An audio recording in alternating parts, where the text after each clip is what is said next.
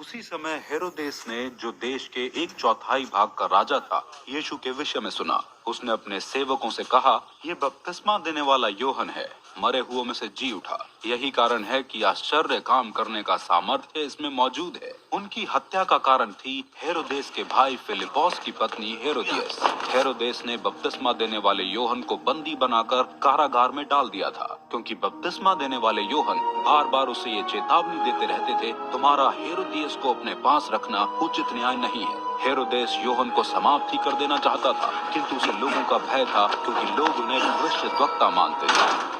हेरोदेस के जन्म दिवस समारोह के अवसर पर हेरोदियस की पुत्री के नृत्य प्रदर्शन से हेरोदेस इतना प्रसन्न हुआ कि उसने उस किशोरी से शपथ खाकर वचन दिया कि वो जो चाहे मांग सकती है।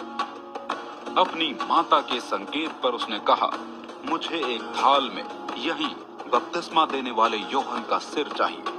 यद्यपि इस पर हेरोदेस दुखित अवश्य हुआ, किंतु अपनी शपथ और उपस्थित अतिथियों के कारण उसने इसकी पूर्ति की आज्ञा दे दी। उसने किसी को कारागार में भेजकर योहन का सिर कटवा दिया। उसे एक थाल में लाकर उस किशोरी को दे दिया गया और उसने उसे ले जाकर अपनी माता को दे दिया। योहन के शिष्य आए, उनके शव को ले गए, उनका अंतिम संस्कार कर दिया तथा यीशु को इसके विषय में सूचित किया। इस समाचार को सुन यीशु नाव पर सवार होकर वहां से एकांत में चले गए।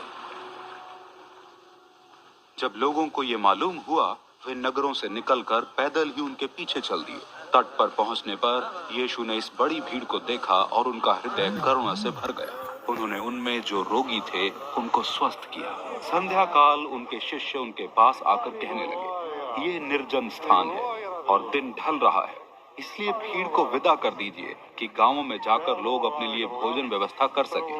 किंतु यीशु ने उनसे कहा, उन्हें विदा करने की कोई जरूरत नहीं है, तुम करो उनके लिए भोजन की व्यवस्था।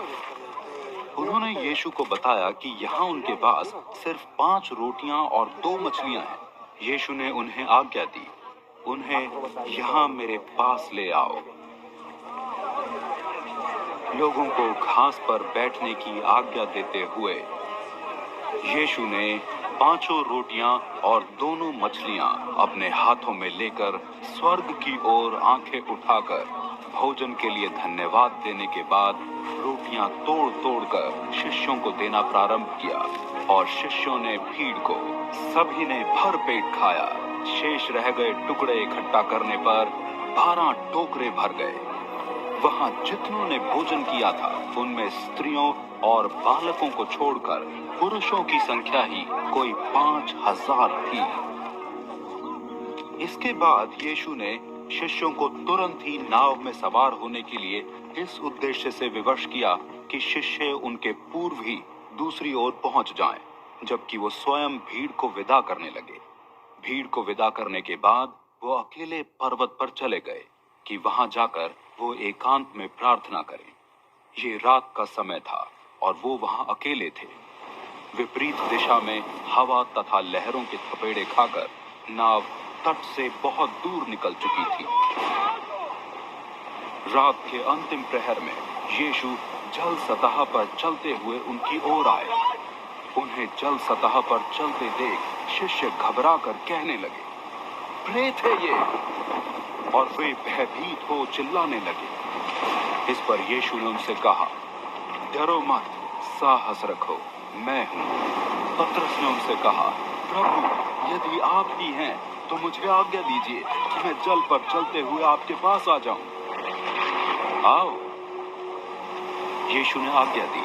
पतरस नाव से उतरकर जल पर चलते हुए यीशु की ओर बढ़ने लगे, किंतु जब उनका ध्यान हवा की गति की ओर गया तो वो भयभीत हो गए और जल में डूबने लगे। वो चिल्लाए, प्रभु मुझे बचाइए। यीशु ने तुरंत हाथ बढ़ाकर उन्हें थाम लिया और कहा, अरे अल्प विश्वासी, तुमने संदेह क्यों किया?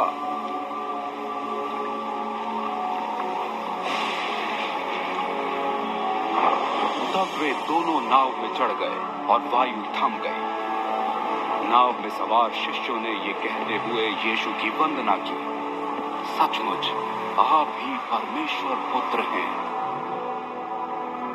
झील पार कर वे गनेसरत प्रदेश में आ गए।